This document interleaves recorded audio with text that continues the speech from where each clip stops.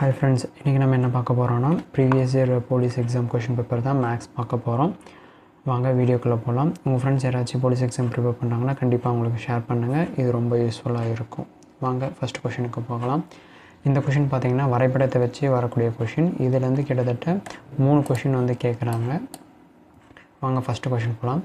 What is approximate average percentage of failed student கேட்குறாங்க. அதாவது நமக்கு கொடுத்துங்கிற வரைபடத்தை பார்த்தீங்க அப்படின்னா வருடம் கொடுத்துருக்காங்க, விண்ணப்பதாரர்கள், எழுதியவர்கள், தேர்ச்சி பெற்றவர். ஒரு எக்ஸாமை வந்து யார் எந்தெந்த வருஷத்தில் எத்தனை பேர் அப்ளை பண்ணியிருக்காங்க, எவ்வளோ பேர் எழுதியிருக்காங்க, அதில் எவ்வளோ பேர் வந்து தேர்ச்சி பெற்றிருக்காங்கன்னு சொல்லிட்டு ஒரு அட்டவணை கொடுத்துருக்காங்க. இதிலிருந்து நமக்கு என்ன கேள்வி கேட்குறாங்கன்னா, யார் தேர்ச்சி பெறாத மாணவர்களோட தோராயமான, அதாவது அப்ராக்சிமேஷனாக வரக்கூடிய ஒரு சராசரி சதவிகிதம் வந்து எவ்வளவு இருக்கும் அப்படின்னு கேட்குறாங்க. இப்போ இதில் வந்து நம்ம எப்படி கால்குலேட் பண்ணலான்னா, நமக்கு அப்ளைட் பண்ணவங்கள வந்து, அதாவது விண்ணப்பதாரர்களை வந்து நம்ம கன்சிடர் பண்ண மாட்டோம். எழுதினவங்க எத்தனை பேர், அதில் பாஸ் பண்ணவங்க எத்தனை பேரை சப்ராக்ட் பண்ணாவே கழிச்சாலே நமக்கு ஃபெயில் ஆனவங்க எத்தனை பேருன்றது வந்து நமக்கு கிடைச்சிடும். கரெக்டுங்களா? அப்பியர் ஆனவங்க மைனஸ் தேர்ச்சி பெற்றவங்க ரெண்டுத்தையும் கழிச்சாலே நமக்கு வந்து எத்தனை பேர் ஃபெயில் ஆனாங்கன்றதுக்கு கிடச்சிடும். இப்போ இதில் கேள்வியில் கேட்ட மாதிரி ரெண்டுத்தையும் சப்ராக்ட் பண்ணோன்னா இது ஒவ்வொன்றா நீங்கள் சப்ராக்ட் பண்ணணும்னு அவசியம் இல்லை. இவங்க வந்து அப்ராக்சிமேட் தான் கேட்டிருக்காங்க, அதாவது ஒரு குத்து தோராயமாக எவ்வளோ வரும்னு தான் கேட்குறாங்க. அப்படின்னும் போது இதை ரவுண்ட் ஆஃப் பண்ணிக்கோங்க. அதாவது 198ன்னு இருக்குங்களா, இந்த ரெண்டு இங்கே வந்துச்சுன்னா 200ன்னு வச்சுக்கோங்க. இப்போ இங்கே ஒரு 200, 200, 200, மொத்தம் 600. இங்கே ஒரு 200 இருக்குது, இங்கே ஒரு 200, 400, மொத்தம் இது சேர்த்தனாலே நமக்கு எவ்வளோ வந்துடுது, 1000 வந்துடுது. இப்போ இங்கே 2, 6, மொத்தம் 1008. இது தேர்ச்சி, அதாவது எக்ஸாம் வந்து எழுதினவங்க மொத்தம் எத்தனை பேருன்னு பார்த்தீங்கன்னா 1008. இப்போ அந்த எக்ஸாமில் தேர்ச்சி பெற்றவங்க எத்தனை பேருன்றதை நம்ம கால்குலேட் பண்ணணும். எவ்வளோ பேருன்னு பார்த்தீங்க அப்படின்னா 120, 115, 120, 120, 120. இப்போ எல்லாமே ஒரு 120 ரேஞ்சில் இருக்குங்களா. அப்போ 120னே கணக்கு வச்சுக்கலாம். 120 × 5, 5 × 12 எவ்வளோ பார்த்தோன்னா 5 × 12ன்னும் போது நமக்கு தெரியும் 60. 60 ஒரு சைபர் ஆட் பண்ணாவே 600. கரெக்டுங்களா? இப்போ இந்த 5 வந்து இங்கே போச்சுன்னா இங்கே 1 தான் இருக்கும், இங்கே 2, மொத்தம் நமக்கு வந்து எக்ஸ்ட்ராவாக பார்த்தோன்னா நமக்கு அதிகமாக கிடையாது. 120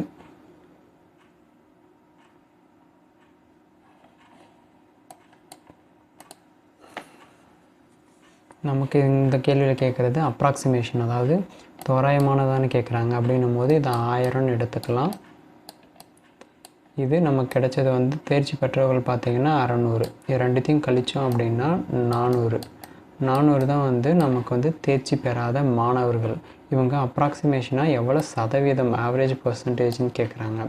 இப்போ தோல்வியுற்றவர்கள் பார்த்தீங்க அப்படின்னா தேர்ச்சி பெறாதவங்க வந்து 400 டிவைடட் பை 1000, அதாவது தேர்வு எழுதின மொத்த பேர். சரிங்களா? அப்போ 1000 × 100 போட்டாவே நமக்கு வந்து சதவீதத்தை வந்துடுது. சரிங்களா? இந்த இது எல்லாத்தையும் 3 சைபரையும் நம்ம கேன்சல் பண்ணிட்டோன்னா 40ன்றது தான் நமக்கு ஆன்சர். 40% வரும். சரிங்களா? இந்த 40%ன்னும் போது நியர்பை அப்ராக்சிமேஷன்னா தோராயமாக தானே அப்படின்னும் போது ஆட்டோமேட்டிக்காக நமக்கு ஆப்ஷன் சி 41 தான் வந்து கரெக்டான ஆன்சர். மற்றது எல்லாமே கொஞ்சம் கொஞ்சம் தூரமாக, ஏன்னா நம்ம அப்ராக்சிமேஷன் எடுக்கும்போது அதிக வேல்யூ டிஃப்ரென்ஸ் கிடையாது, கம்மியான வேல்யூ டிஃப்ரென்ஸ் எடுத்ததுனால நமக்கு 41 தான் இதுக்கான ஆன்சர். ரெண்டாவது கேள்வி பார்த்தோன்னா, in which of the following years of the number of students who did not appear at the exam is the highestன்னு கேட்குறாங்க. அதாவது கீழ்க்கண்ணும் வருடங்களில் தேர்வுக்கு வராத மாணவர்களின் அதிகபட்சமாக இருக்கும் ஆண்டு எதுன்னு கேட்குறாங்க. அதாவது தேர்வுக்கு வராத மாணவர்களோட எண்ணிக்கை தான் கேட்குறாங்க. அப்படின்னும் போது இது ரெண்டுத்தையும் நம்ம கழிக்கணும். ஒரு அழிச்சிடலாம் அது எல்லாத்தையும். கேள்வி என்ன கேட்குறாங்கன்னா, தேர்வுக்கு வராத மாணவர்களோட எண்ணிக்கை வந்து எந்த ஆண்டில் அதிகமாக இருக்குன்றது தான் கேள்வி. இப்போ தேர்வு எழுதியவர்கள் இருக்காங்க, தேர்ச்சி பெற்றவர்கள் இருக்காங்க. இப்போ ரெண்டுத்தையும் நம்ம வந்து இப்படியே மைனஸ் பண்ணுவோம். ஒவ்வொன்றா நீங்கள் எடுத்து எழுதணும்னு தேவையில்லை. இப்போ பார்த்தீங்கன்னா 198, 120 ரெண்டுத்தையும் கழிச்சா எவ்வளோ வரும், அப்படியே கழிச்சிங்கன்னா 8, 9ல் 2 போச்சுன்னா 78. இதில் பார்த்தீங்கன்னா 5, இங்கே பக்கம் வாங்கினீங்கன்னா நமக்கு என்ன வரும் 9ன்னு வந்துனுக்கும் 9னா இங்கே 8 இல்லை இங்கே ஒன்று கொடுத்துருப்பீங்க அப்போ 75 இங்கே பார்த்தீங்கன்னா இங்கே 2 10ல் 2 போச்சுன்னா 8 82 இங்கே 0 2 2 0 ஆகிடும் இங்கே 1 10ல் 2 போச்சுன்னா 8 80 அப்போ நமக்கு ஆப்ஷனில் கொடுத்துங்கிறதே 94 95 96 97 அப்போ 98 நம்ம பார்க்கணுன்னு அவசியமே இல்லை. அப்போ ஆப்ஷன் வந்து 82 தான் வந்து நமக்கு டிஃப்ரென்ஸ் அதிகமாக இருக்குது. எந்த ஆண்டுன்னு பார்த்தீங்கன்னா 96. 96 எந்த ஆப்ஷன் பார்த்தீங்கன்னா சி ஆப்ஷன் தான் இதுக்கான ஆன்சர்.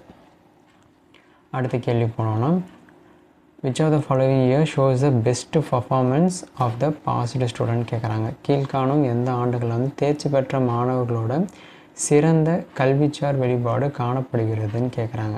தேர்ச்சி பெற்ற மாணவர்களில் அதாவது பாஸ் பண்ண எக்ஸாம் ஸ்டூடெண்ட்டில் எந்த ஆண்டு வந்து அதிகமாக இருக்குதுன்னு கேட்குறாங்க. இதை பார்த்தாலே கிடைக்கலாம். பாஸ்ட் ஸ்டூடெண்ட் தேர்ச்சி பெற்றவர்கள் வந்து எந்த ஆண்டில் அதிகமாக இருக்காங்கன்னா 126 1998 தான் வந்து இருக்குது. அப்போ ஆட்டோமேட்டிக்காக இந்த கொஷினுக்கான ஆன்சர் பார்த்தீங்கன்னா ஆப்ஷன் டி தான் இதுக்கான ஆன்சர். அடுத்த கேள்வி பார்த்தோம்னா Harish is taller than Charu but shorter than Raju. Charu and Dileep are of same height but taller than Ashok. Then which of the following option வந்து டிஸ்கிரைப் திலீப்பை பற்றி எந்த ஸ்டேட்மெண்ட் வந்து கீழே இருக்கிறது கரெக்டுன்னு கேட்குறாங்க. இதை வந்து ஒரு ஸ்டேட்மெண்ட்டை வந்து நம்ம ஒரு ஈக்குவேஷனாக போட்டோம் அப்படின்னா இந்த ஸ்டேட்மெண்ட் வச்சு பார்க்கும்போது ஈஸியாக ஆன்சர் வந்து கண்டுபிடிச்சிடலாம். இப்போ ஃபஸ்ட்டு யாருக்கும் வந்து கம்பேர் பண்ணியிருக்காங்கன்னு பார்த்தீங்கன்னா சாருவை விட ஹரிஷ் உயரமானவன். இப்போ சாரு ஹரிஷ் 2 பேர் இருக்காங்க. Harish is taller than Charu. சாருவை விட ஹரிஷ் வந்து டாலர். அப்போ நம்ம இப்படி போட்டுக்கலாம். சாருவை விட ஹரிஷ் வந்து டாலாக இருக்கான். அதே ஹரிஷ் வந்து ராஜுவோடு பார்க்கும்போது சின்னவனாக இருக்கான். அதே ராஜுவோடு பார்க்கும்போது சரிங்களா ராஜுவோடு பார்க்கும்போது Harish is shorter than Raju. ராஜுவை கம்பேர் பண்ணும்போது ஹரிஷ் வந்து ஷார்ட்டாக இருக்கான். அப்படின்னும் போது நம்ம இப்படி போட்டுக்கலாம். அப்படியே ஆப்போசிட்டாக. அப்போ ஹரிஷும் ராஜுவும் கம்பேர் பண்ணும்போது ராஜு தான் டாலு, ஹரிஷ் வந்து ஷார்ட்டுன்ற கணக்கு. அடுத்த பாயிண்ட் பார்த்தீங்கன்னா சாருவும் திலீப் வந்து ஒரே ஹைட்டில் இருக்காங்க. அப்போ நம்ம வந்து ஈக்குவல் போட்டுக்கலாம். சாருவும் திலீப்பும் பார்த்திங்கன்னா ஒரே ஹைட்டில் இருக்காங்க. ஆனால் பட் டாலர் தென் அசோக். ஆனால் இவங்க 2 பேருமே பார்த்திங்கன்னா அசோக்கை விட டாலர் அதாவது ஹைட்டாக இருக்காங்க. அப்போ இவங்க 2 பேர் இப்படி போட்டு அசோக். இப்போ இந்த கண்டிஷன் எல்லாமே வரும் பாருங்களேன். இப்போ Harish is taller than Charu. சாருவை கம்பேர் பண்ணும்போது ஹரிஷ் வந்து பெரியவன். ராஜு கம்பேர் பண்ணும்போது ஹரிஷ் சின்னவன். ராஜு கம்பேர் பண்ணும்போது ஹரிஷ் சின்னவன். சாருவும் திலீப்பும் ஒரே ஹைட்டு, அதனால் ஈக்குவல் டு போட்டுட்டோம். ஆனால் டாலர் தென் அசோக். அசோக்கை கம்பேர் பண்ணும்போது இவங்க 2 பேருமே வந்து ஹைட்டில் வந்து பெரியவங்க, டாலர். இப்போ இந்த ஈக்குவேஷன் வச்சு கீழே இருக்கிற ஆப்ஷன் வந்து எது கரெக்டாக மேட்ச் ஆகுது திலீப்புக்கு அப்படின்றத பார்ப்போம். Harish and Dileep are of same. ஹரிஷும் திலீப்பும் ஒரே ஹைட்டான்னு கேட்குறாங்க. இல்லை, கிடையாது. Dileep is shorter than Harish. அதாவது Dileep is shorter than Harish. ஹரிஷை கம்பேர் பண்ணும்போது திலீப் வந்து சின்னவனா? ஹரிஷை கம்பேர் பண்ணும்போது திலீப் வந்து சின்னவன் தான். ஆமாம், இந்த ஈக்குவேஷன் பார்த்தாவே தெரியுதுங்களா? ஹரிஷை கம்பேர் பண்ணும்போது திலீப் வந்து சின்னவன், ஹரிஷ் தான் பெரியவன், திலீப் வந்து சின்னவன். அப்போ செகண்ட் தான் கரெக்டாக வருது. தேர்டு பார்த்துருவோம். Dileep is shorter than Charu. இங்கே நமக்கு திலீப்பும் சாருவும் வந்து சேம் ஹைட்டுன்னு கொடுத்துட்டாங்க, சின்னவன் பெரியவன் கொடுக்க கிடையாது. அப்போ தேர்டு வந்து தப்பு. ஃபோர்த்து பார்த்தோன்னா Dileep is taller than Raju. Dileep is taller than Raju. ராஜுவை கம்பேர் பண்ண திலீப் வந்து ஹைட் அதாவது அதிகம் அப்படின்னு சொல்கிறாங்க. இப்போ இதுவும் தப்பு. இப்போ கரெக்ட் ஆப்ஷன் பார்த்தீங்கன்னா Dilip is shorter than Harish அப்படின்றது தான் வந்து கரெக்டான ஆன்சர். அடுத்த கேள்விக்கு போவோம். A shopkeeper bought a chair for 325 and sold it for 350. Find the profit percentage. இது ஒரு சிம்பிளான கொஷின் தான். அதாவது நான் ஒரு சேர் வாங்குகிறேன். அந்த சேர் வந்து நான் 325 ரூபாய்க்கு வாங்கி 350 ரூபாய்க்கு நான் விற்கிறேன் அப்படின்னா என்னுடைய லாப சதவீதம் எவ்வளோ அப்படின்றத லாபம் வரக்கூடிய அந்த சதவீதம் எவ்வளோன்றதை தான் நம்ம கண்டுபிடிக்கணும். இப்போ லாபம் எவ்வளோன்னு பார்த்தாவே நமக்கு ஈஸியாக தெரிஞ்சிடும். வாங்கினது 325 ரூபா, விற்றது பார்த்தீங்கன்னா 350 ரூபா. அப்போ எனக்கு லாபம் பார்த்தீங்கன்னா 25 ரூபா தான் வந்து எனக்கான லாபம். இந்த லாபம் வந்து 325 ரூபாவில் கம்பேர் பண்ணும்போது எனக்கு எத்தனை சதவீதம் அப்படின்றது தான் கேள்வி. அப்படின்னா நம்ம எவ்வளோ ப்ராஃபிட், எவ்வளோ லாபம் வந்துச்சு? 25 ரூபா. நம்ம வாங்கின விலை எவ்வளோன்னு பார்த்தீங்கன்னா 325. அதை வந்து கீழே டிவைடில் போட்டுக்கணும். இதில் அவங்க என்ன கேட்குறாங்க? பர்சன்டேஜில் கேட்குறாங்க. சதவீதனாவே நமக்கு எல்லாருக்குமே தெரியும், 100ஆல் மல்டிப்ளை பண்ணணும். சரிங்களா? இப்போ சிம்பிளாக போடணுன்னா 25வது வாய்ப்பாடு சிம்பிளாகவே முடிஞ்சிடும். சரிங்களா? 25 ஓகேங்களா? இல்லை 5வது 5th டேபிள்லேருந்து போடலாம். இது சிம்பிளாக போனோன்னா 25 போட்டோன்னா 1, 25 × 4 போட்டிங்கன்னா 100. அதே மாதிரி அதே 4 வந்து 100 மடங்கு போச்சுன்னா 8, 12. 25 × 4 போட்டிங்கன்னா 100, 8 போட்டால் 200, 12 போட்டால் நமக்கு ஆட்டோமேட்டிக்காக எவ்வளோ வந்துடும்? 300. 25 × 12 பார்த்திங்கன்னா 300. அப்போ 325 வரணுன்னா இன்னும் 1 ஆட் பண்ணணும். அப்போ 13. அப்போ அடித்து கொடுத்தா நமக்கு 13.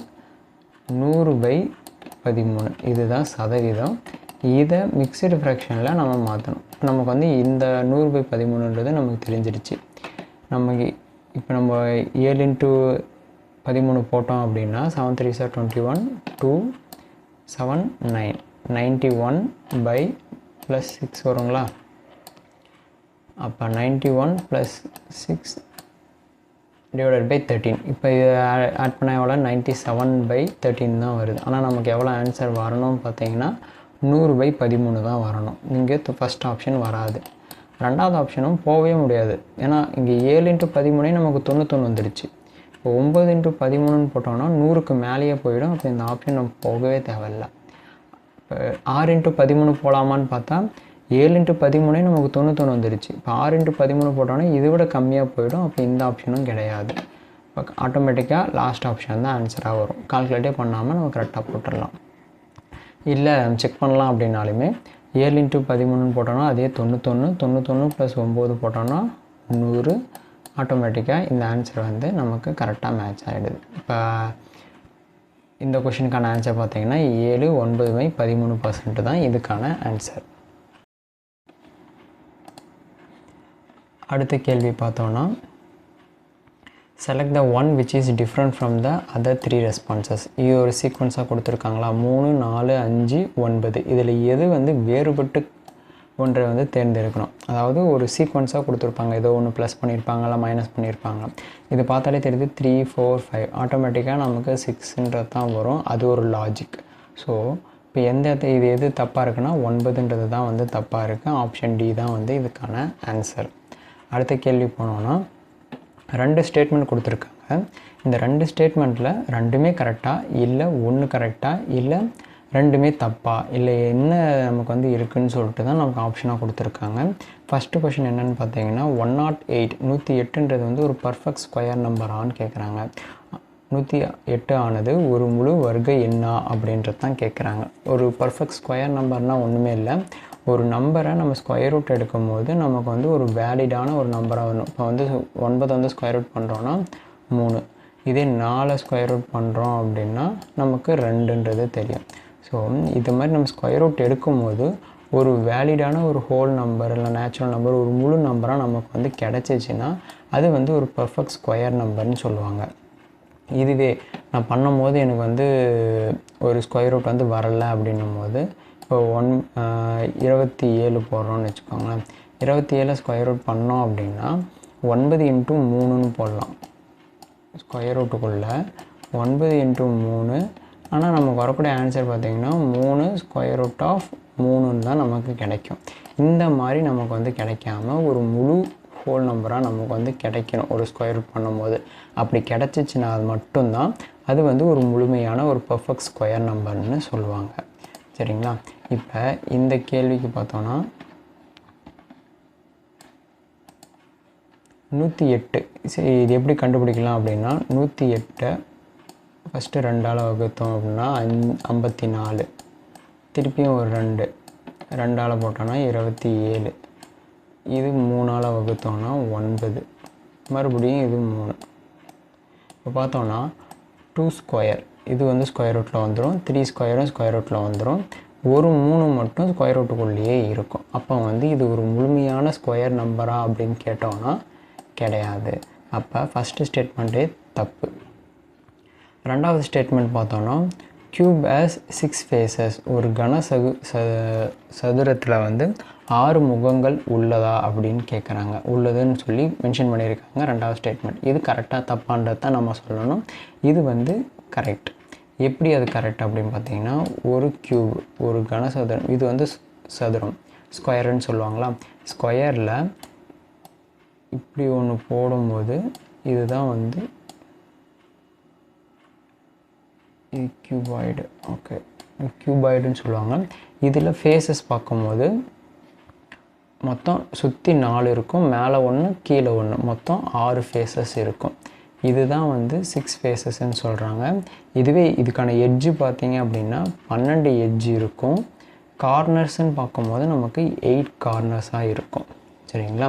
அப்போ இந்த கொஷினுக்கான ஆன்சர் பார்த்தோம் அப்படின்னா ஸ்டேட்மெண்ட் 2 மட்டும்தான், ஆப்ஷன் பி தான் வந்து இதுக்கான ஆன்சர். அடுத்த கேள்வி பார்த்தோன்னா, among ABCDE have different amount of money. ஒவ்வொருத்தரும் ஒவ்வொரு அமௌண்ட் வந்து வச்சுருக்காங்க.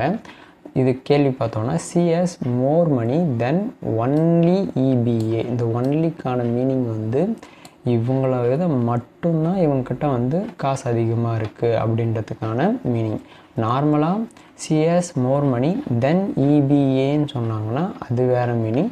C has more money than only EBA அப்படின்னா அதுக்கு வேறு மீனிங். ஒன்லி போட்டு ஒரு வேர்டு வந்துச்சுன்னா அதுக்கு வேறு மீனிங் வரும். ஒன்லி போடாமல் போட்டுச்சுன்னா அதுக்கு வேறு மீனிங் வரும். சரிங்களா? இப்போ மொத்தம் இங்கே 5 பேர் இருக்காங்க.